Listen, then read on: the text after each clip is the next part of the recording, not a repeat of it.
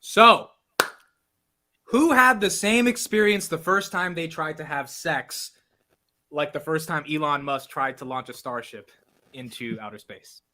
Well, you felt like you were gonna melt her. No, I just couldn't get it up. Just move me down to the left, man. Bottom left. This way it looks that joke normal. fall so flat? I thought that was such a good You got joke. static on your mic too. Is that me? Okay. That's definitely you. Yeah. We're all pros. I'm gonna mute myself. We're all pros, baby. Yeah, Kevin Late Smith. night That is stock crazy. That is crazy to think that about the amount of heat. But the reality is, it shouldn't be on the launch pad long enough to melt anything. And I think what they're going to do is they're going to pump. They pump thousands and thousands of gallons of water underneath it. So if it still melts it with that, then that's ridiculous. So wait, I haven't been following this closely, but is this the first official launch? What is this? It was supposed to be this morning. I was asking before we started the podcast. I was asking if anybody had stayed up late or got up super early to watch the launch, because it was going to launch at 6:15 my time. Where was it going? It's basically, well, the booster's going to go up and come back down. Starship's going to go back around and land. Going to go around the Earth and land in Hawaii. Okay, so this is the first official launch to go around the. Well, it's the first time it was going to launch fully stacked. Okay. It's never launched fully stacked. They've launched them. They've flown them separately, but they were going to launch them together. So I was like, should I go to bed? Did you watch it live, Carlos? Yeah, I was trying to stay. I stayed awake as long as possible, and then they announced that there was one of the lines got frozen, and so they had to cancel it. Which is funny because they have to wait a minimum of 48 hours, which would put the next launch window on 420. How fucking crazy is that?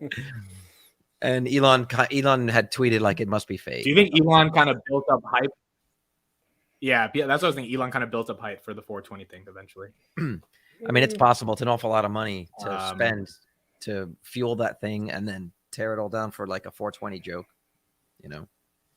That'd be like spending $44 billion on a social media. You know what I mean? Like, who would do that? Chris, I just have a question. I want your candy. Is that your wife or your girlfriend? No, it's not. My wife is she who must not be named. I figured. So I don't know. I don't think that's her. Well, but I would like to see a wrestling match between She Will Not Be Named and I Want Your Candy. Yeah, okay. For Chris's soul. Yeah. Okay, so today is whoever wins. Hold on, whoever wins inherits all the puts. Hey man, that's how you roll. I bought some puts on Friday on some of my bigger winners, because that's what it is to me. I feel you want to minimize the wins.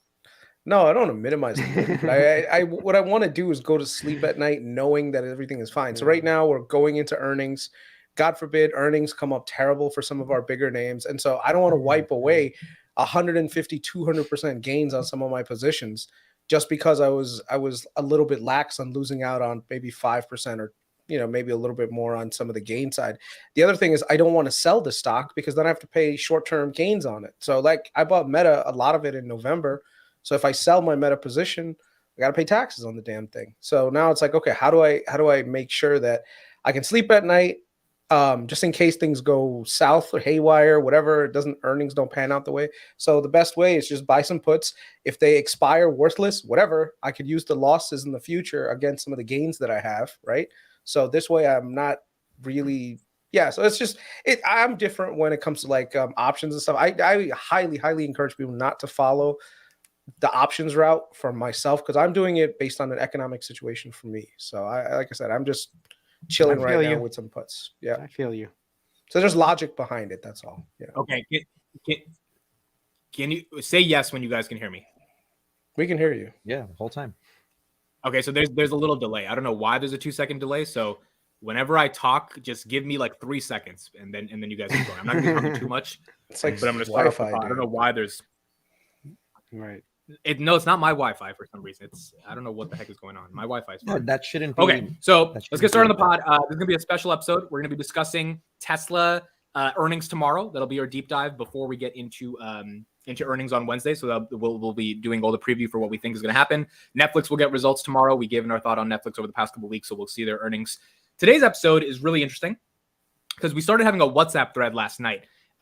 where it started with Vitaly bringing up a topic, and then Chris kind of related to it, Carlos related to it. It was a really good discussion in our WhatsApp thread, and we thought a full episode should be dedicated to this topic, and sort of give ourselves the next 45 minutes to delve deep into it and see what the community thinks and what you guys take away and what you think in the chat. So I'm going to hand it off to Vitaly. I'll be kind of moderating the discussion, and you can start it off with why you sent what you sent in the chat yesterday and how you think it implicates all of us as investors.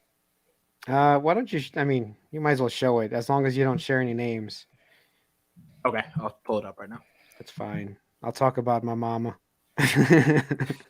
Oh, good. But this is key to building. We've longevity, actually too. discussed some of this on our channel. So Yeah. for the 6 The more people on our vulnerable you channel, are, the kind of better. some of this might sound. All right, so here's the screenshot Vitaly shared last night. This is what started the conversation. Listen, right, all I here care it is. about is we now have I want your candy and Kelly in the chat. That's all I care about. Oh yeah, I want your Candy's feeling me. She's feeling me, the handsome. And I hoodie. think I want your candy is winning. Sorry, Kelly. She's really all right. All right, so you got to make it big. You got to zoom into that, or you got to read it. So, I mean, just to give some backstory, basically, I'm not going to mention my mother's name. I'm sure you guys can figure it out if you look it up somewhere. But I've been helping her manage some real estate. I do real estate on the side. So everybody thinks I'm a one-hit wonder. I'm not. Okay. He's a two-hit wonder. I'm a two-hit wonder.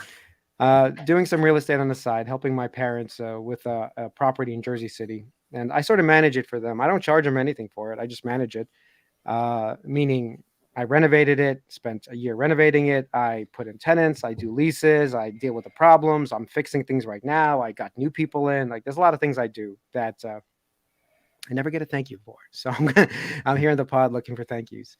But so we had this text thread because some tenants moved out, and now I have to deal with the tenants and fixing up the apartment. And basically, I'm getting contractors in, getting quotes and all that stuff. And I have to return the security minus the cost of these things, obviously, to fix the things. So I looked in the bank account because I have access to the bank account that this house is under, right? And I didn't see enough money. I was like, okay, mom, or somebody else, part of the family. I need to return security to tenants. You need to put back money in the account, around $3K more, plus pay for repairs. I have to do that too. So $4K. And so my parents, to give you more of a backstory, aren't very good with money. Even though they have properties, they aren't that good with money, and they've never been good with money. They've always spent way too much. They've always been in credit card debt, and we're immigrants. So we came here with nothing. They literally came here with $500, bought property in Brooklyn. So they're paper millionaires, right? So this is not like they're poor. I'm not saying that, but they cannot hold $2 in their account. Like it's always empty. It's kind of crazy. And because they always spend more than they actually make. And luckily real estate has helped them, because you can refinance real estate every 10 years and pull out some money, and then you're never sort of broke, right? But they've always lived this way. And it's always pissed me off because I don't live this way. I don't have any debt. I don't keep credit card debt, you know? I only have like good debt, good asset debt, basically. So anyway, she goes, hi, am I speaking too much? You guys can interject if you have any questions, of course. No, you're good. Explain the whole situation, and then we'll get Carlos and Chris on it. So go ahead. So she goes, hi, can you pay from next rent? Okay, so if you guys know about security, you have to pay security back within 30 days, usually in the lease contract. So someone moves out on the 1st. By the 1st, you're supposed to pay back whatever is minus any deductions, of course. And most tenants are paying either on the 1st, but they don't always pay on the 1st. Sometimes they pay on the 2nd, 3rd, 4th. They have like 4 or 5 days of leeway to pay rent. So she's saying, why can't you pay from the rent? Because I have to pay income tax. She has to pay income tax, $6,000. And I have to explain to her, she's owned property for so long dealing with tenants. And I have to start explaining to her basically that you have to pay the tenants. Okay. You have to give them back their security. So I said, you should not be taking money out like I told you before. And I told her that I have to pay the tenants back, but she was taking out money. I'm going to make you handle this from now on. This is my threat to my mother always, that I'm going to make you do this work, and I'm never going to do this again, as I continue to do the work, by the way. It's not my house. And then she wrote, do you understand that I have only $3K Social Security for the month? How I will survive. This is broken Russian, by the way. How will I survive if I'm not taking money Plus, I put all the real estate taxes. My Russian is terrible. We are the family and all this property for the family. Just right now, I need money. Okay. This is what she's saying to me. And I said, okay, tell the tenants you can't pay their security within 30 days. And the other thing she did, this is also really pissing me off because she went on vacation, right? I'm venting all my problems here. She went on vacation, which is fine. Go on vacation. I don't care. But how are you going on vacation to different places, on a cruise, to Europe, doing all these things? Doesn't that cost you money? It's not free. So if she doesn't have the money in the account to pay for it, that she's taking it from the actual house, how is she paying for vacation? And the only thing I could come up with is that she's doing it through credit cards. So I think this is going on credit card debt. So anyway, I said, and did you go on vacation? Was that free? She goes, nothing is for free. If I'm not go anywhere, I will get crazy. I moved to this place with no friends. She moved to Texas, all right, from Brooklyn. And I don't know how long I'll last. I have a big problem with my back. So I don't know why her back is coming into this security tenant issue, but her back hurts and she'll go crazy if she doesn't go on vacation. So I said, okay, go email the tenants. You don't have their security. Email the tenants that you don't have their security. You still don't know how to save after all of these years. Okay, so that's what I wrote to her. And there was more. I actually wrote down more. I didn't show you guys everything, but there was a lot more stuff. But I think that was enough to give you some background on the situation. I mean, when it comes to parents, I think this is like the old world mentality that's always, like I was telling you guys too, like my dad has always been in like, I need to invest, and I need to invest. And so he's always been doing something. So he's always been hustling. I mean, granted, some of his hustling has paid off very handsomely for him, but he's like your mom. He's a paper millionaire, but he keeps very little cash liquid. So like there'll be times where he'll just like phone me up and be like, hey man, how's the market doing? I heard that the market's doing really well for you. You know, how about hooking me up with a little bit of money? And I'm like, Dad, you're a paper millionaire, man. You have assets. He watches my market open and he watches my market open and he sees your gain porn that I showed at 300 people in the morning, and that's how he knows. So here's an example. So he's retired now, right? You think someone who's retired, he's got a good amount of money and stashed away in his 401k. He's the house that he has is fully paid off right now. My brother took care of that. This dude one day calls me up. He's like, hey, guess what? I was like, what, Dad? It's like, I started a brick factory in India and I need to buy an excavator. I was like, what? It's like, seriously? I mean, this is not unusual. Like this happened in 2010 too, when I got back from the army. My dad just phones me up one time and says, listen, I want to buy some property in India. I'm like, Dad, you live in a 1-bedroom apartment in freaking Fresh Meadows, like, and you want to buy property in India. Like, you don't have a nice place to live in the US where you spend majority of your time, but you want to buy stuff in India. And so he's never honestly had that much money in America. And so we've always lived in this constant state of scarcity, even though on paper we've always been very well off, which boggles the mind. But that's just, I don't know, maybe it's an immigrant thing, But I will say, unlike your mom, Vitaly, my dad doesn't spend money on like extra stuff. He just constantly needs to put it somewhere. He just needs to invest it no matter what. I wish they needed to invest it because they're done with that. Now it's all about, obviously they want to live their life. I get it. But I mean, how can you be 70 years old and worry about like paying for like a security deposit? Like how can you know what I mean? Here's the thing. Why don't you just manage the properties and charge them a fee for it and just say, look, this is your allowance every month. That's it. This is all you're going to get. You should have. There's a whole fight that happened. No, by the way, I was supposed to get paid. This is a different thing. I did the whole property. I renovated it. I spent a year of my life renovating their property. Meaning I did everything. No joke. I even did the plumbing in the house. Okay. There's stories I can tell about real estate, the things I've done. And I have never gotten a cent nor taken a cent from them for it because we had a big discussion about it and all that they expect me to do this for them. My other brother, my brother, who's not probably listening to this podcast, but he does not do this. He does not have to spend a year of his life working on their things. And I do. And that's because I'm supposed to do it. That's it. Are you the older one? Because that's what happens. Real quick. Yeah.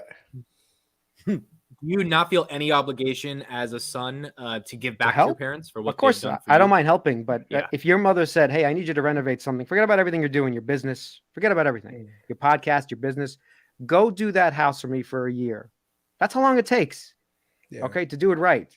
Go do that. Forget about everything you're doing in your life. Forget about your family because you got to go deal with that. You got to get up at 5 a.m. to go meet with the contractors, go deal with the permits, go deal with whatever you have to do. You go do that. They don't know all of these things that have to happen. So I helped them out because they're old, but now I've paid my debt. Okay. And I have never taken a penny for it, by the way. Me and my brother the same way. We just call it the parent tax, and we just like, bro, we're just gonna have to pay it. I mean, this is one of those things that as they raised us, right? This is one of those expectations that we built up that, you know what, we're going to take care of certain things. But what happens is you take a little bit and then they take a little bit more. And then, just whatever. Vitaly, you're going to get, I'm sure that at the end of the day, when it comes to your inheritance, you're going to get way, way more than most people are going to get. So maybe some of the effort that you're putting in is eventually going to pay off. It may not seem like it right now, right? But when it I'm not worried about that. To be honest, I already have my own Yeah. properties. I have my own things Yeah. going on. So I don't need their properties to feel. In fact, I feel like they should just pull out the money, live their lives, sell it, and just enjoy their lives. See, that's right there. I agree with you right there. I sell the same thing to my dad all the time. I'm like, bro, why do you have all this shit in India? I'm not going to India to run a business. I'm not going to run like land, but I see I'm his not point. running your brick factory, buddy. I'm not doing it. But his Does point he have is some this. bricks I can buy? I want to put them up. Yeah, they're better than the bricks you got back there, man. Yeah, but his logic is very sound too. It's like, look, anything happens to America, you and your brother and your families are covered because we're well off in India also. So that's the logic that he's applying to it. So he's basically hedging me for the future, which is fine, but I don't know. Carlos, what is your take on all of this stuff that's going down in terms of parents becoming needy when they're older, when they shouldn't be, because they should be set up? I think it might be a mark of our generation, like the Gen X thing, but I do think that everyone that I know who's was raised around the time that I was has that moment where you realize that your parents are actually your first children, and you're slowly watching them become a liability, right? Whereas at one point they were a real asset, and it's really difficult. Like I remember when we started the group chat, my sisters and my brother, about like, what are we going to do about mom? Like, or what are we going to do about dad? Like we have to start having these like summit meetings, right? And like figure out what we're going to do. I think I jumped into that conversation a bit late last night, but my point was, as tough as those problems are for Vitaly, and I know what that's like. You want to help them out, but you're helping people that just keep on falling and they just keep tripping over their own feet, and you just want to see them get going, and you have to help them. But my take on it was, I mean, at least your parents showed you how to real estate invest. Like my parents were like dirt poor. They got married, they're 14 years old and 17 years old. They're basically like kids that you'd see on Maury. You know what I mean? Right now, doing like DNA tests. Well, I got a side story just about how they showed me. You said that on the thread, but I told you that they didn't show me how to do it. They showed me how not to do it, which is just as important, by the way. But do you understand that like the conversation about owning property, the words real estate was like never mentioned in my house. Right. It wasn't actually discussed as an investment in my house too. They did it out of necessity. Yeah. See, immigrants, or a lot of at least Russian immigrants, when they come over, they're like, okay, what do? We saved up some money. We need to move into a house. Okay. But at least they're smart. We should buy that house. Right. Yeah. My father started a business. He wasn't like, let's buy the land. He actually did not want to buy the real estate. My mother's like, well, if you're already doing a business in the house, you might as well own the whole thing. So she was smart enough to say, go buy the house and run your business, which he ran into the ground. Okay. But the house survived. Yeah. So and the house continues to appreciate. Yeah. So but it goes to show like that real estate is one of those things. If you make one good decision, as long as you hold on to it, it will pay you back. It's like buying Bitcoin in 2010. It'll pay you back, and maybe it's a Russian thing versus like, a Spanish thing. Like my dad came to the US with like $75 in his pocket and 2 garbage bags during, the height of a winter storm, and went to go live with like a third removed cousin. He was the youngest of like 13 or 14 brothers and sisters. And one day when he turned 17, my grandfather came in the room and was like, hey, we can't afford you anymore. So in 2 days, you're getting on a plane and you're going to America. Here's some money. And that was it. Like literally gone. and he built a life from there. So I think just even getting an apartment and like living on your own was like an amazing end game for him. So the idea of like, oh, I got to buy a house and do all this stuff, you know. My grandfather was actually really famous in Dominican Republic. He was like one of those like sports guys. He was like a Bo Jackson. He played multiple sports. Ricky D. My dad is from the Dominican Republic and my mother's from Puerto Rico, even though she's citizen here. She was born in Puerto Rico. And so my grandfather was like a pretty famous boxer. He played 3 sports and he was like a champion for a while in boxing. He also played baseball. So he made a lot of money. And my dad grew up in like a huge family where they had a ton of money. But he also learned terrible habits because my grandfather had a horrible gambling problem. At some point, my grandfather had like 40 houses and he was like all entrenched in politics and stuff. And little by little, he started gambling it away, would sell houses to fuel it. And that's why he ended up at 70 years old in the same spot, broke, and everybody left, right? All of his friends, everyone was gone. And so he eventually had to like just get rid of his kids. And my dad just came out here and was just struggling, you know, and he taught himself a trade. He was self-taught, was a carpenter, built up a business. And it's funny, like my grandfather used to talk about like the curse of our family. I won't say the last name, but the curse of the family where like all of the males get one chance. And then when they look back at their life, they get one chance. And like all of them before me have squandered the one chance. And I remember like, cause my dad had me when he was really young. So I remember like my dad's 28th birthday. Like I remember singing happy birthday to my dad. I was like 6. And one of our close family friends was moving to Florida and they had bought a home for like $60,000 in like the 70s. And this like in that era, you know what I'm talking about, in on West First Street, in West First Street and McDonald Avenue. In Brooklyn. In Brooklyn, which is like now it's worth multi-million dollars, right? But he had bought this house and they were going to retire and they decided to move to Florida. The guy asked my dad if he would renovate the basement for him so that he could help sell the house. My dad was like, sure, no problem, I'll do it. When he was done with it, the guy was like, look, I don't really have money to pay you. He's like, so I can like finish the home and like maybe pay you a little bit of it. He's like, but you know what? Do you want the house? Like, I'll just give you the house. And my dad was like, nah. Give me like $20,000 and give me the car. It was like a 1972 like Nova. Right. And we know cars appreciate. Right. That obviously makes sense. I mean, it's a no-brainer. You take the depreciating asset and some money that's deflating. Right. So anyway, he ended up paying off some credit card debt. Didn't take that. Bought the car. The car eventually took the car. The car eventually died. The house sold. And he bought it for like, I don't know, $70,000, $80,000. It ended up selling 3 times within like 4 or 5 years. That was when that area was coming up. And the last sale was something like $500,000. So like we watched that house get sold, knocked down. They put up like a medical facility, knocked it down again. And you know that area now. It's incredible. It's over $1 million bucks. Sure. Well over $1 million now. I mean, it was over $1 million when I was still living in New York. The point is like, I had a conversation with my dad after that, but before he moved back away. And I was like, that was your one chance. And he's like, yeah, I like totally fucked it up. But it was because he was just afraid of that. Like no one had educated him on what it was like. This owning a home seemed like this insurmountable thing with legal things and paperwork, and he just didn't want to be involved. What he knew was, you know, our generation, my parents' generation was like cash under the mattress. If I could see the money, it's real. They didn't have that concept. And so, man, that was a really tough lesson to learn. And like now, I mean, I was telling you guys in the WhatsApp, it's really difficult to see my dad completely broke, living in essentially the same house that he grew up in. Like he went all around the world to come back to exactly where he was. And he basically could have, you know, made millions of dollars and lost it all or done nothing. And he ended up exactly the same. Like it's exactly the same.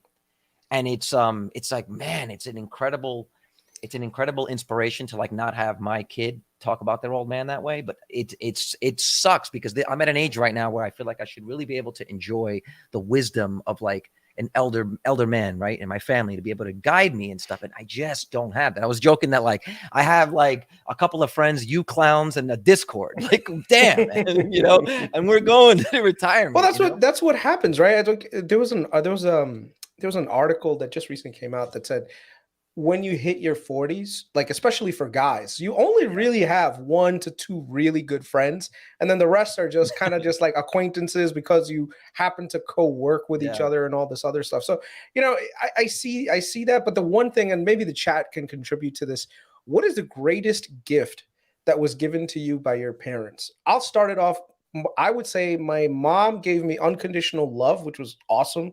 No matter what, my mom had my back. That always felt like nice because whenever I came home after doing something stupid, I knew that my mom had my back.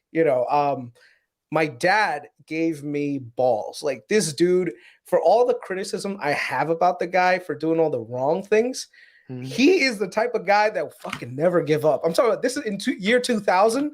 He lost, I think, almost $120,000 in the stock market in the tech bubble, right? You think that would like wisen someone up? Like, hey, maybe I need to stop with the stock market. Nah.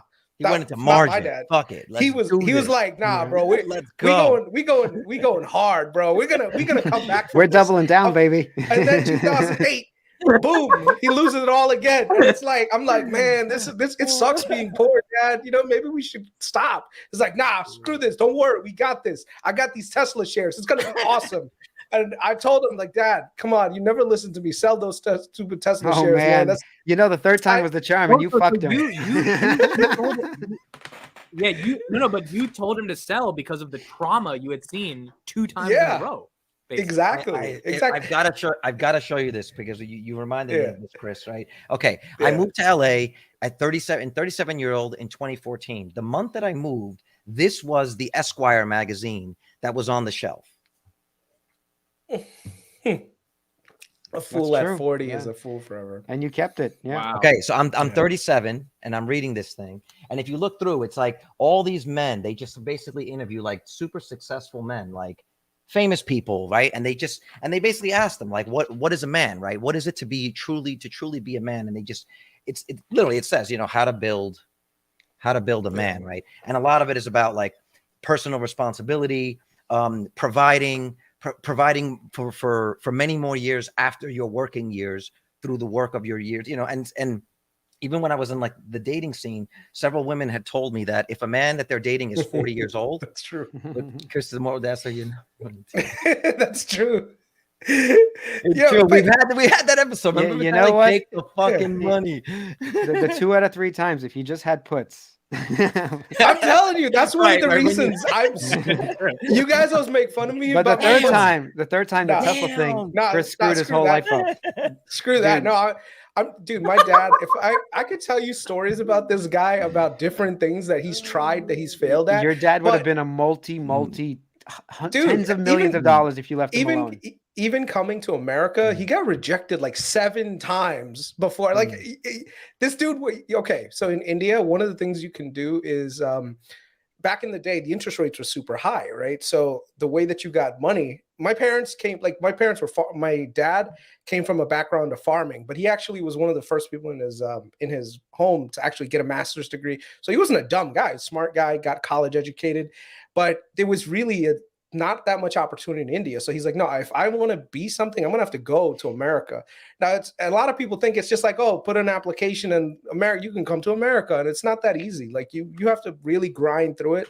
You have to find a company here willing to sponsor you, X, Y, and Z. And my dad got rejected about 7 times from coming to America. And the 7th time he actually got it. But just think about the trauma that you get from constantly getting rejected. The last time, which was the time that was successful, my dad didn't have money. He had married my mom, and my mom, luckily she came from a wealthy family. So she came with like a huge dowry in gold. So my dad's like, hey, listen. Yo, we need to bring the dowry back, bro. Yeah. Like straight up. So my dad goes to my mom and says, listen, let me get some of that gold. I'm going to put it up as collateral. I'm going to get a loan. I'm going to try this America thing again. And my mom's like, yeah, okay, go ahead. You got balls. You'll do it. So she kind of supported him with that. Bro, this guy went and got like a 25% a month like loan to fucking come to America with like a loan shark. Bro, he got his money. He got everything, came to America, worked his ass off, paid everything back, brought me and my family here. But just think about the level of fucking like courage you got to have to move your entire family to another country. Yeah. We had family here, but my dad lands here thinking that, oh, the family here is going to be like supportive. No, they were like, what are you doing here? Like you actually came? And luckily my mom's side of the family, and this is why I'm actually closer to my mom's side of the family. My mom's side of the family was like, don't worry about it. We'll figure it out. Let's go. You can stay at our place. we got this hooked up, and yeah, the stories that I have with my parents. That happens for a lot of Indian families. They like sponsor you and let you stay in the house. It happens a lot. Yeah. So that was my let's- childhood. Yeah. I had like just a Russian carousel of immigrants coming in, because when we got here, then all of a sudden, like anyone who needed a room, a cousin, a third cousin, a fourth cousin, I was like, it made me actually not want anybody. But This I mean, is why I live in the woods now. But like, just again, looking at that life from the outside, that is incredibly cool. That's why that community is successful. Yeah, because they help each other out. Like, Carlos, I'm glad that you brought that up. And that's one of the key reasons for certain ethnic groups when they have success in business and stuff. What happens, and this happens when you're an immigrant. Typically what happens is you come to America, and whatever your group is doing, you have those inside connections on that specific industry, and they are willing to teach you and make you run the business and help you. So like, same thing would happen with us. Like when my dad came to America, we had a newsstand on 40, like near 40. Do you guys remember what is it? The Toys R Us that's in New York. I forgot what the exact location was back in the day, but that's where my parents. But that's when my parents, had a what do you call it? A newsstand, right? They even had like a one in Smith Street, like what is that thing called? Like a deli in a grocery store. But that's what Indians did. That was the whole thing. You come to America, you got settled, you ended up going to some form of business, and the community would rally around you saying, okay, look, you need some capital. We'll put up the capital so that you can have this business, right? And then you actually pay us back, and then you pay it forward. Like my parents have paid it forward to like dozens of people. So during my wedding, there are people that came up to me, it's like, oh my God, your dad, he helped me out so much. And my wife's parents are the same way, where my wife's parents helped out so many people to come, not just to come here, but to provide that initial capital to get them started in business, right? And also get their family settled and everything else. So I think that's one of the things. And I feel like that's our generation. That's a weird thing. Like right now, I don't know if I can go to a friend and say, hey, can I borrow $5,000? Whereas back in the day, my dad could have gone to like a relative and said, hey, I need $100,000. I want to open a store. And the relative would have said, yeah, sure, I got you. Don't worry about it. Like, you're trying to do stuff. Nowadays, I don't think I could do that. Yeah, but back then we didn't have this, like, back then it was like millionaires. We didn't have this like hate the millionaires thing. Where like now you kind of have to hide your success because you're immediately opening yourself. And you have to understand too, there wasn't social media. So, news got out, it was a local thing. Now it's like anyone in the world can kind of weigh in and judge. The judgment comes from like everywhere. Carlos, how do you feel about your dad at 70 now, kind of struggling? Do you feel like you're an obligation to help him? Do you think he has to be accountable for the mistakes he made? How do you think about his position right now? I go back and forth. It's a real conflict for me. It's a real conflict for me, but I also recognize that I can't save. This is a problem that I can't save with money. I would only be delaying the inevitable. And I have to say to myself, what I'm basically doing is throwing the money into the toilet because he's not going to do anything with it. Or I can buy Tesla stock, buy shares of Benefix. I can, and it's got to go to my daughter at this point. Like I said to myself, well, it's kind of like, you've had your shot. Like I can't save you anymore, man. Like, because before he moved, he actually made a big drama about moving. He moved in the middle of like, a big sort of argument with my mom, and he was just very like, I'm leaving this week. So we were like, listen, really think about what that is. He moved like 3 days before his first grandchild was born. Like, I'm never going to forget that. And I'm not going to forgive that. He never saw her. And so I was like, she's going to give birth any day now. He's like, well, I got to go. I got to do my thing. Have you still seen her? I don't know if he's actually even ever seen her. Just FaceTime, probably. Wow. No, She's no, he didn't really. 2 years old. He didn't even have that. No, I'm not saying my daughter, my sister's kid, who's like 6 now. Oh, your sister's kid. He doesn't even know that she had a second kid. Out of respecting my sister's wishes, I won't say anything. So when he left, here was the real telling thing. When he left, we're like, look, if you're gonna go, you're gonna do this. Okay, we're gonna rally around you. We gave him $3,500. We all chipped in some money and gave him like $3,500. And go out there and really do something. I told him, I said, what I want to see you do is I want you to go out there and I want you to start a gym. You have all this experience and you learned how to fight from grandpa. Teach the kids there how to fight so that they'll be disciplined and respect fighting and won't be beating each other up on the streets, right? And of course, he didn't listen to me. He didn't do that. He went out and just became like the talk of the town, threw a bunch of big parties, had a great time, and then the money disappeared. And it literally was the same thing that happened to my grandfather. And so it's this thing that I've always had. I've always felt like, I don't know if you guys ever played Mario Kart where like you race and then at the end of it, you can race your own ghost. Yeah. I always feel the ghost. You know, I feel the ghost like right there. I'm like, I gotta stay ahead of this guy because in my family, what I've had to take away from my parents, or not so much my mom because I don't put that on her, but I've had to learn what to do by doing the opposite of what my dad has done.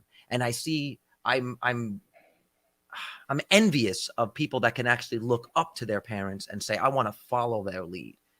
You know what I mean? And so now, since I can't have that, all I can do is become that.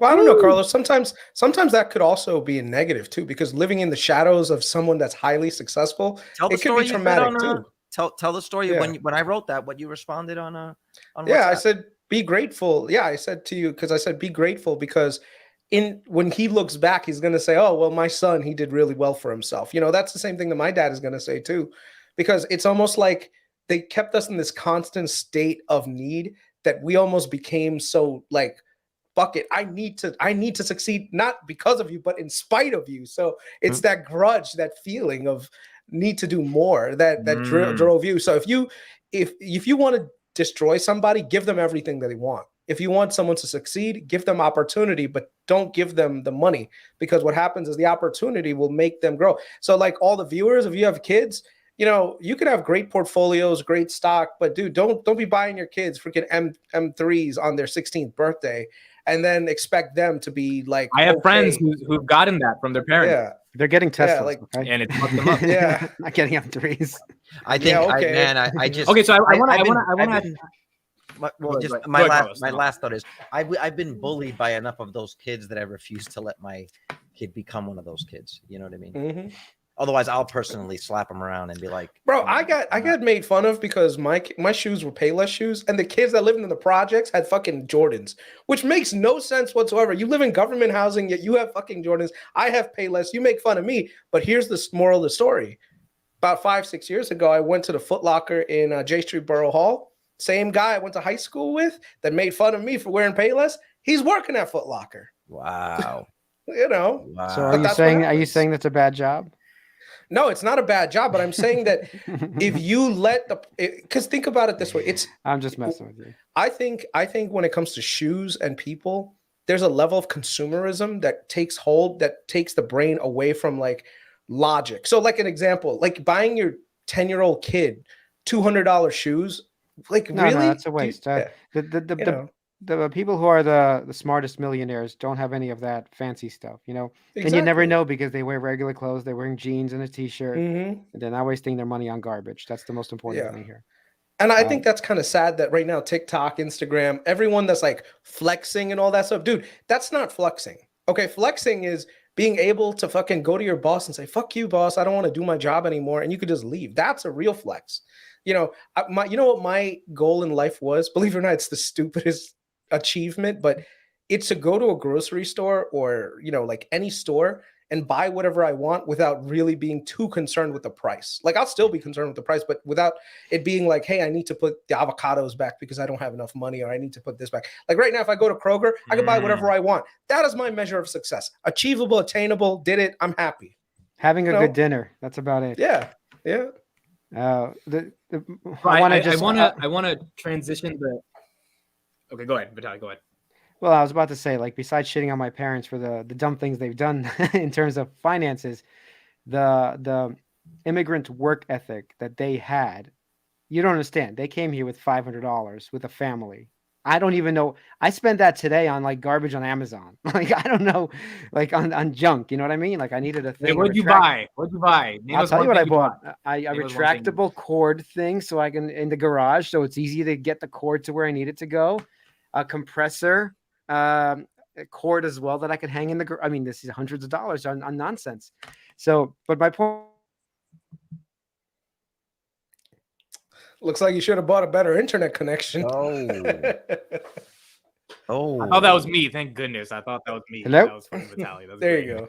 Vitaly, yeah, we're back. You're I'm there, not you're sure there. what happened to the mic, but my point is they came here with nothing. They worked extremely hard their whole lives. And they were smart enough to buy real estate at the same time. while mismanaging money. But so I took the negative of it all in terms of the mismanagement of money that I saw growing up. Like I remember this, I was 16 years old, that they would buy a chandelier for the living room. Go Vitaly Board puts on Xfinity. They would buy a chandelier, and that's when I started to see like them going into debt over like consumer goods, you know. And so that taught me moving forward that I never want to be in debt on consumer goods. So if I buy something stupid, I pay for it in cash or whatever. I pay for it at the end of the month. But having to see that, I still. He's like, when I go to the strip club, I do not use my credit card. I don't use credit card for everything. Of dance dollars, everything. Only dollar bills. But no, but the point is I've learned to manage money because they were so bad at it. So, but their hard work ethic is what did translate that. I did take that away. So I just want to put an aside that they are extremely hardworking people, you know? Well, and I would echo that. Like, that's one thing I didn't see my dad a lot. He was working all the time.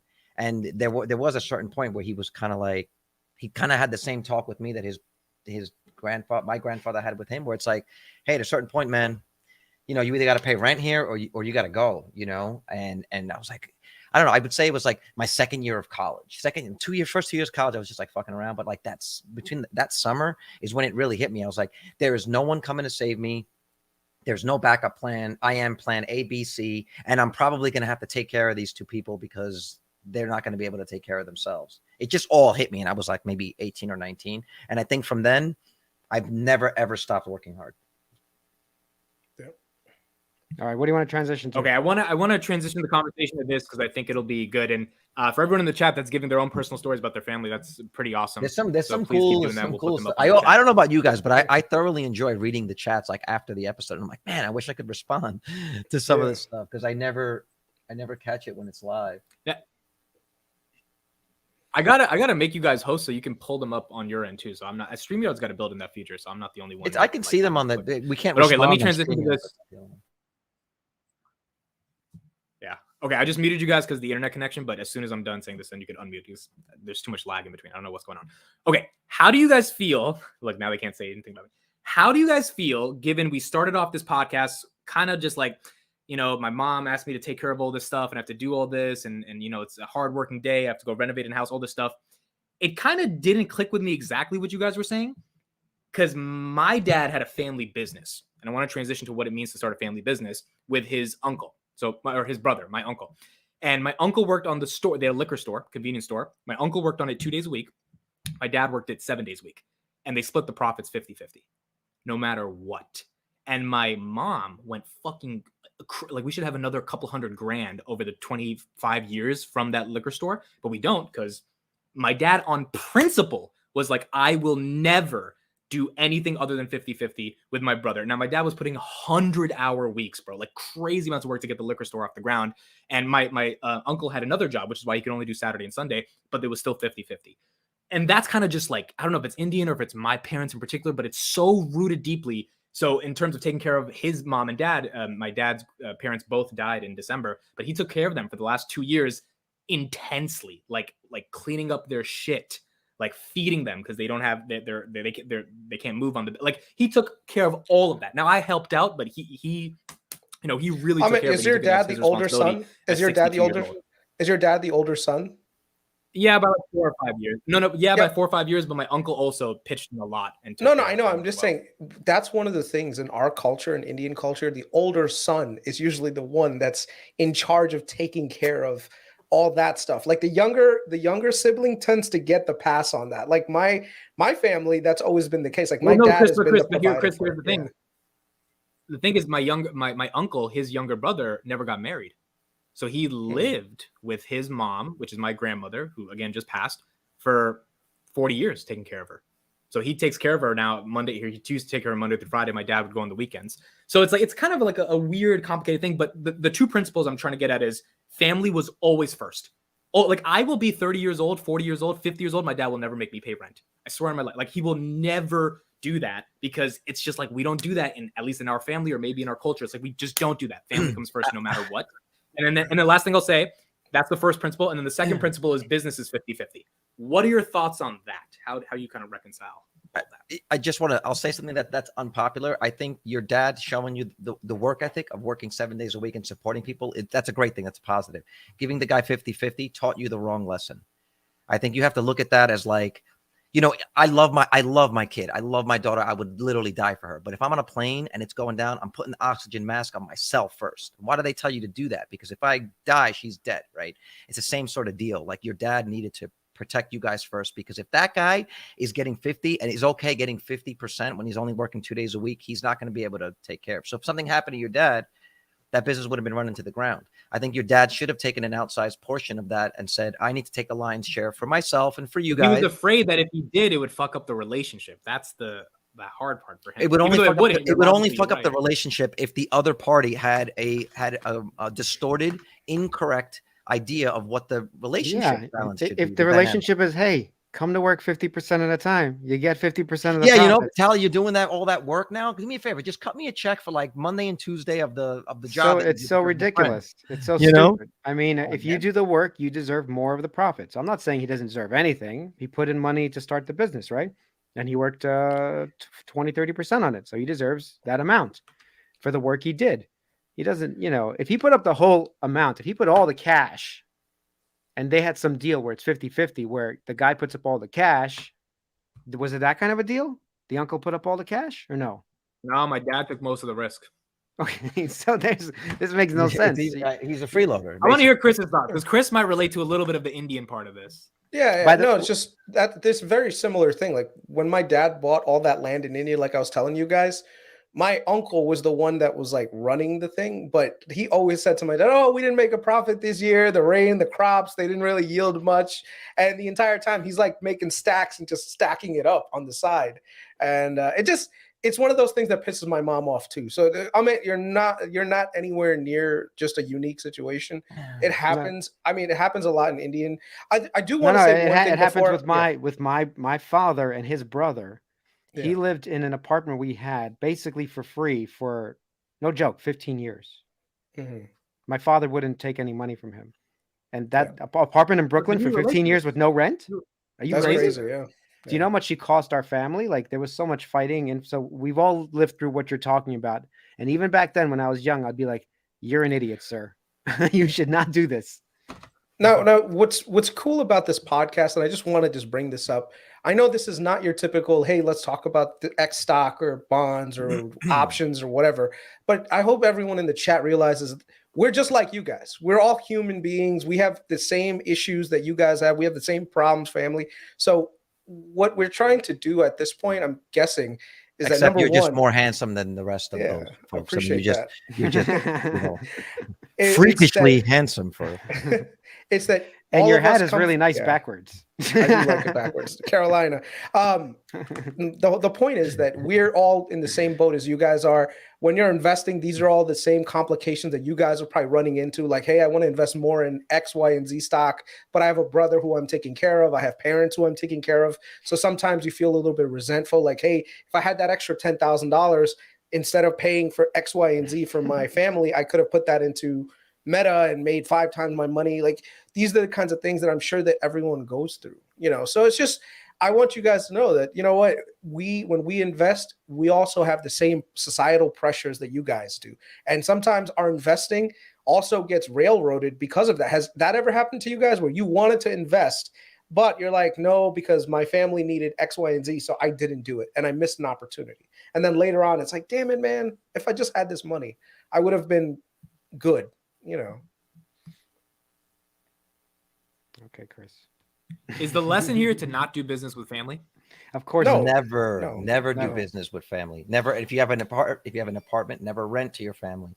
If you're going to start a business, don't do it with family. It's the surefire way of ruining the relationship. I disagree. I think it depends on who you have like me and my brother. We've always had this thing where we've had each other's back. Like there have been times where I had to be risky and take some risks, and my brother had my back. And the same thing when he was taking some risky bet. Like, okay, the example that I give is my brother he had just got laid off from Chrysler in 2008. He used to work for Chrysler, and at the time there was a gas station that was for sale in Georgia, and one of my uncles had previously like worked there. He owned it, so he said, "Look, if you come down here, you can run the store." Within like a few months, they offered it to my brother, saying, "Look, if you want it, you can take over the business, but it's going to cost you $200K." My brother didn't have $200,000. I did. I didn't have all of it, but me and my dad did. So my brother was like, "Hey, can you help me out, guys?" And it took maybe less than maybe 2 seconds of thinking. And it was just like, yeah, no problem. Here, it is an opportunity to get you to the point where you're going to have a leg up in life because it's a business. Helped him out. He paid us back within like a year and a half, 2 years, because he used to grind it out. And he still does in the morning times from 6 o'clock to like 10 o'clock at night, grinding.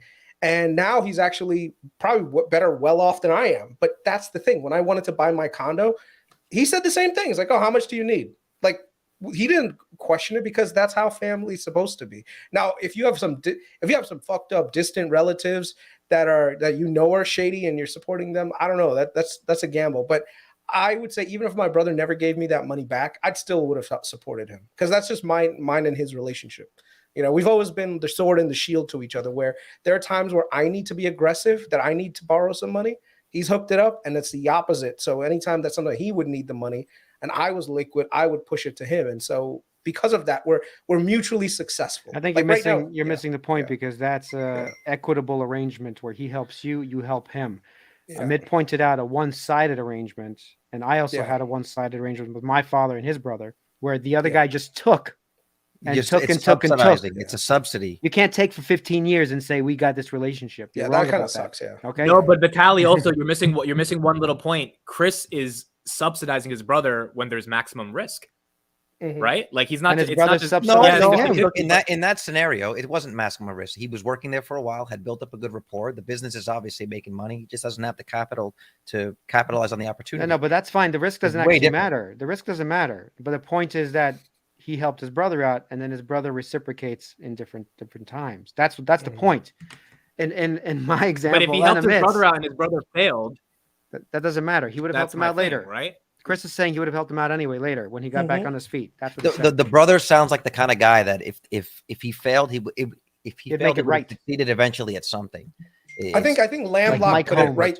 Lamlock said it best right there in the chat. He said, "Chris, helping is not the same as doing business together." Exactly. So that right there is the key difference. When I was giving the money to my brother, I was helping him. I wasn't doing business with him. Like he actually offered to me. He said, "Look, I'll give you 50% of the business." I said, "No, I don't want the money like that. This is me helping you because you're my brother. Right. This is going to be you. I'll take this is 49. This is all you." So that's the key difference right there, that when I gave him the money, it was never like, "I want a part of your business and we're doing business together." I think if I had done that, it would have been much more complicated. Whereas now it's just like, "Look, I'm giving you the loan because you need it." Right. And then with the intention of that you're going to pay me back. And that's how we kept it. So I don't know. Yeah. Right, Carlos, you're muted. Carlos, you're muted. I think questions. Now what I try to do with close family and friends is if I feel like I'm onto something as an investment, I try to give information and say, "Hey, I'm not telling you, again, not financial advice, but this is something that I'm doing, that whatever." I do try to help some people, and some people take the advice and others don't, right? But I think that's as far as I will go. Now let's talk about some stocks just to because it's earnings season. Okay, we got 8 minutes. Yeah.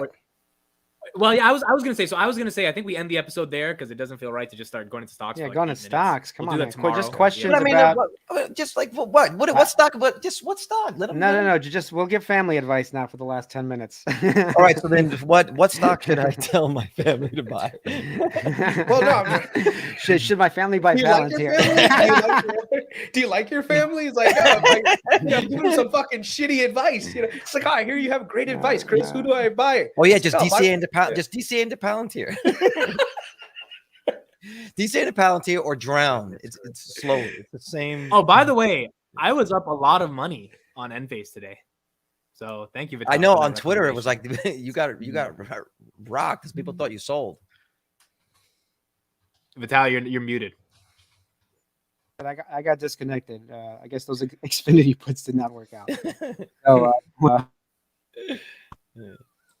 Okay. You guys gave me a lot of We'll shit end it for, on Chris. Why don't you? for Weight Watchers, but see He's that still Weight going with Watchers? Weight Watchers Come thing. on, guys. There Okay, you go. I know for a fact that the buddy of mine that's going to be on the show tomorrow, I know for a fact is watching, and that Weight. You guys Watchers hear me or story no? reminded me- Yeah, now Yeah, we can hear you. Your Weight Watchers Yeah. story. Okay, so reminded Carlos, me a lot of my introduce boy. this buddy you have coming on tomorrow. Oh, my buddy that's coming on the show tomorrow is my buddy Phil. Known him forever, and he was actually on our first episode. It might have been our first episode of Freelancer Finance ever. He's one of the guys that got me in investing. Was bassist in my band. Like seriously, like we just go back a long time. And he's going to be on the show tomorrow. And he reminds me a lot of Chris, in some ways. And yeah, when the way you talk about Weight Watchers is the way that my boy would talk about like Smile Direct or something like that. Like, yo, fuck your charts. I just think this is going to pop. We're going to get an easy double, you know, like we were back in the day, like in the early 2000s, we were on like the pump and dump emails. That's how they did it back then without social media. It was like the email would go out and be like between 11 and 1, this penny stock's going to pump, you know, it was crazy. Like, so yeah, he's got some stories and I think he'll bring a good, just a good personality and good voice to this thing. Yeah.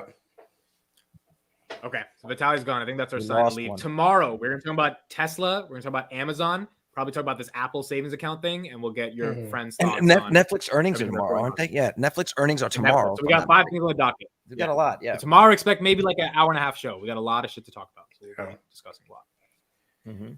Oh yeah, Okay, guys, cool. if you haven't, Sorry, please Vitaly hit had to leave.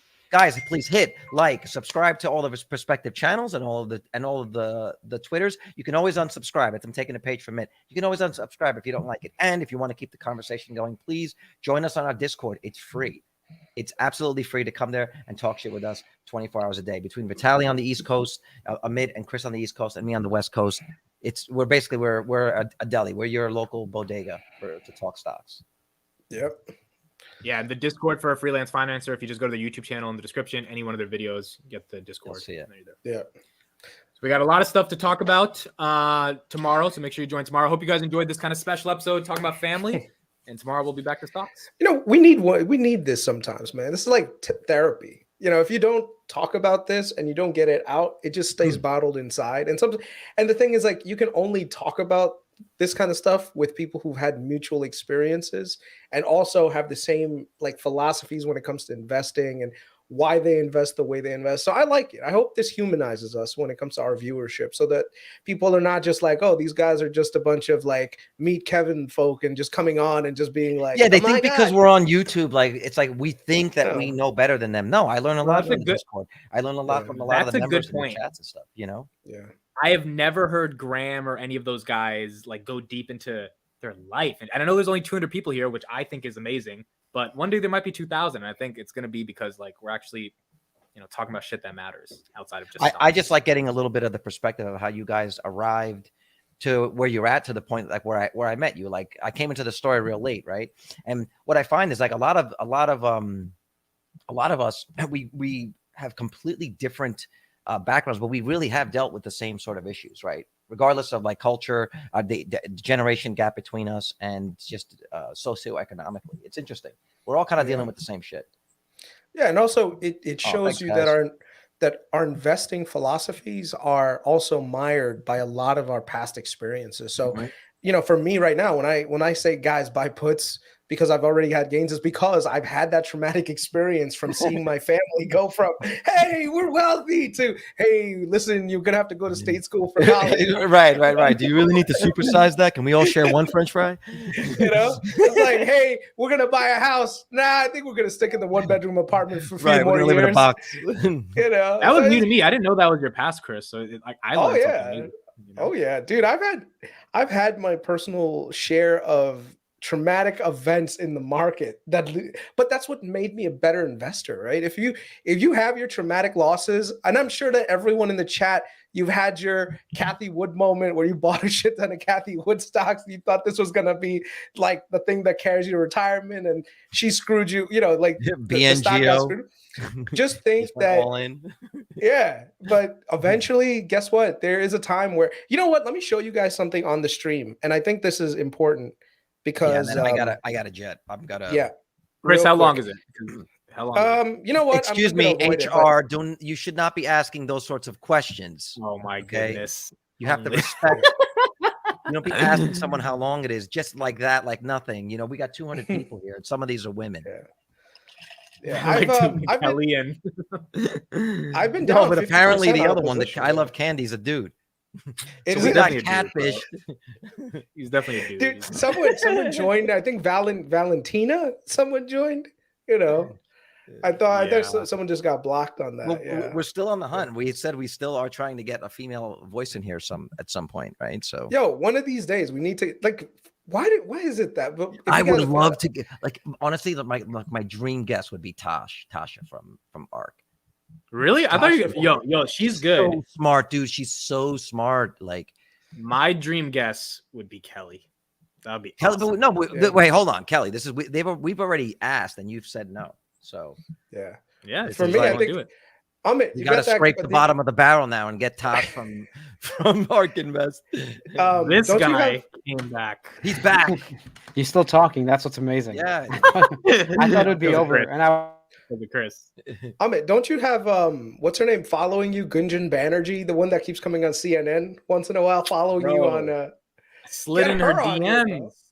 You She hasn't did? responded yet. I'm trying to slide back in them. the internet hates me, so we need to get bigger. We need to get bigger. So eventually, dude, my favorite, like if we had like a female Another guest on, would be 1 hour. Cameron Dawes. Cameron Dawes from that's on CNBC.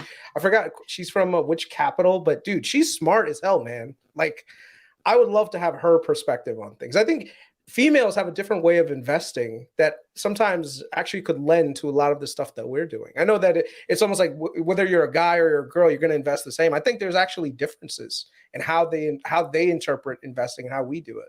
You know? Yeah. Totally.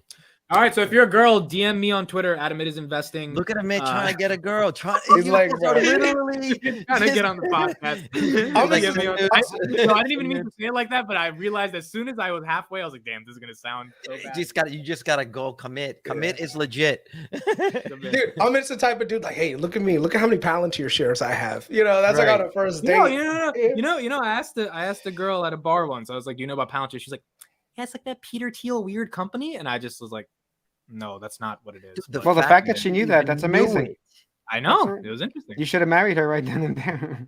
No, she Yeah. wouldn't know that. She wouldn't know that. Okay, that's it for us. We'll see you guys tomorrow. Big episode tomorrow. Hour and a half. Vitali, you got to commit 90 minutes. We have so much shit to talk about. Tesla, Netflix. Hour and a everything. half. No, Hour and a half. There's a lot. There's a lot of I stuff. commit to 1 hour. Carlos's friend, and so we got a lot of stuff. If you got to leave, Yeah, he'll be on. He'll talk some shit. It's gonna be fun. It's gonna be fun. And then when Tesla earnings, that's gonna be crazy because Do you we guys are gonna want to do a get to Tesla buy earnings some live shares stream? on Thursday. Do you guys want to do a live stream? Tesla. Wait, what time is Tesla earnings? we can. I can. I don't know if you guys can. I can. I probably can't, but I did ask you guys in the WhatsApp, and I think you guys might have missed it. But what do you guys think of going live for the Starship launch when they eventually do it? It'll be super early I'll in do the it with morning, you. So I know I I'll can do be it there. with you. Yeah, I'll do it it's with in the you. morning. We'll do it. Because Yeah, I no was problem. there like so amped up, and I'm like, I just want to share this with somebody, you know, like, I mean, just Yeah. like super early in the morning, just be like, look at this fucking thing flying, you know, or kaboom, I don't know, whatever. Like, Bro, That'd be- Let's do that'd it. be It's fun. 420. On 420, we'll do it. if it's 4:20 at like 5 a.m., I'm there. We'll be there. I might have to go drop by somewhere and get some gummies. Take them right before. Be Yo, like, I'm down to a damn, little wake guys, and bake and be like, yo, you see that rocket? Man, that Yeah. rocket is big. Be like, yo, you Elon know? got a light. Yeah. I'm sure that's what Elon's probably doing in the bathroom right before the launch. Right off the back of a Raptor engine, though. He's like, let's do this. Yeah. Bro, you know, his this way stomach it's like, must be yeah. turning, like seeing that thing try to go. Like he must be so anxious. Like it's gotta be oh, crazy. he's talked about it. He said like there's no feeling of anxiety that he feels like right like that last like whatever number of minutes before launch. I mean, Yeah, but yeah. you can imagine why. I mean, I don't know. Did you see them like testing the gimbals this morning? Like No, people I didn't capturing see that. video of like, man, that thing is Yeah. just. I don't think people fully understand just first of all how massive that object is, how loud that thing is going to be, and like if it's successful, what that means. The fact that we're alive for that is like. I think when they It's actually insane. when they do a manned mission, if you guys want, I'd be down to go to Boca Chica and watch it live. Dude, I watch the would fucking thing happen. Totally go down there. I would totally. Like, Yeah. I'm seeing all these guys on Twitter, like Warren. I think it's in Farzad. driving over I there? think I'll just watch Everyday Astronaut cover this. He's another one. You'll see him down there. Yeah. Like, I'm just like, this is what's interesting to me, how that's so not interesting to you, and you're the engineer. out of No, it. no. It's like, Everyday Astronaut covers it in depth. I know, but besides you you are an guys talking engineer. about How look at does this that big not- rocket. How look does at that this." not? But how does that not spark like as an engineer? How does that make you say this is an unbelievable feat of engineering It that is human beings got together and built this thing? And absolutely, It's gonna but I don't need Privately. I don't need a finance Privately. podcast to discuss Yeah. it. fly. All right. Privately, no government support. That's the key right there. Like, if you think about every other successful space program has been because government has supported it, with everything that they have with capital. Well, This is like the first private I know what you're company that's saying, able to do but it on its without own NASA merits. there, Elon wouldn't have survived, and he said it. He's thanked NASA. Without NASA No, giving no. him the space contract, SpaceX would have been dead after that third launch. So Right. Yeah. let's not get ahead of ourselves. SpaceX No, I mean, was that's what- saved by that's what- NASA. But that's what technically always happens, right? You have technologies that are developed on the government side, and then the private sector takes it and just goes crazy with it, improves the hell out of it. Like, think about it this way: the government, like the internet. The internet was an invention of DARPA. That was the first thing. It was the DARPA net, right? But it wasn't Yep. the government that monetized everything. Like GPS, the Constellation, that was a military satellite program to Yeah, but without coordinate government troop movements. intervention and all this, honestly, Yeah. we wouldn't have any of these technologies developed. Like even Yeah. now, I think I was watching. Hold on, but what I'm getting at, though, I get what you're saying, but what I'm getting at is when you're a child, when you're a kid, the Challenger that exploded Yeah, on I my remember birthday. that. Okay, Yeah. it's January 28th. It exploded on my birthday. They wheeled the TV set into the room, and it was like, oh, this is so cool. Carlos's birthday. I'm in third grade, and then Krista McAuliffe was the first teacher going up into space, and then it goes up, and it's like 40 seconds later, the thing explodes, and like some And kid then screams 5 out, people died, Carlos's right? birthday is the worst. And I'm like, Yeah, damn. all the astronauts. Yeah. But the point is, Happy like, birthday, Carlos. right, happy birthday, everybody died. The point is, though, like, yes, everything you're saying is true, that there's a lot of red tape and government involved, but as a kid, that's I'm not not what saying the you're red tape. reacting I'm to. saying this is as a positive.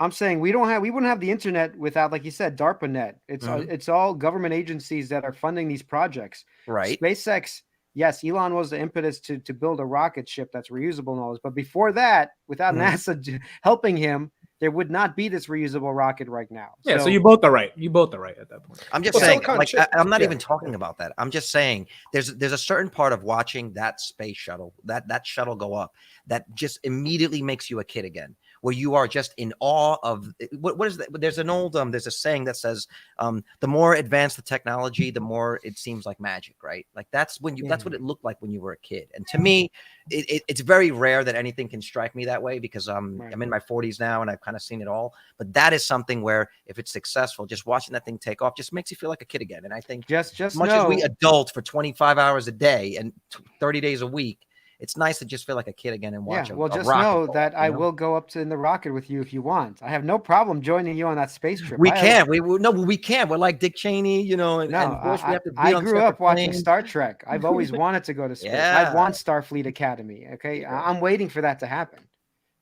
Yeah. That's the possibility. All right. Do you guys think that that's actually going to happen? Where in our lifetimes Yes. we're going to actually take a trip to the moon?